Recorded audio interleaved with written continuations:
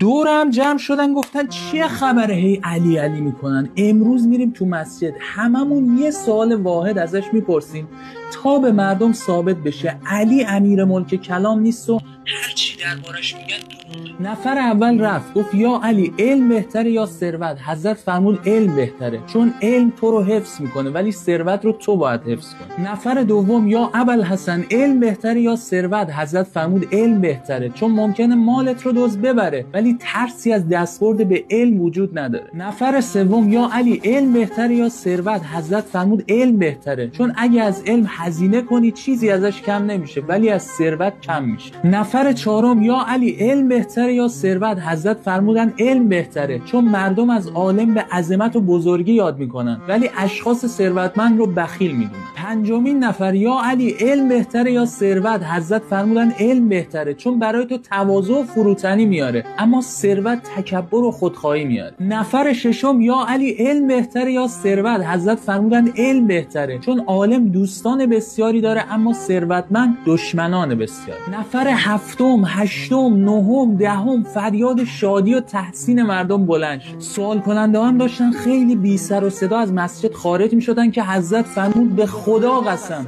اگه همه مردم دنیا همین یه سوال رو از من بپرسن به احدی جواب تکراری نمیدم.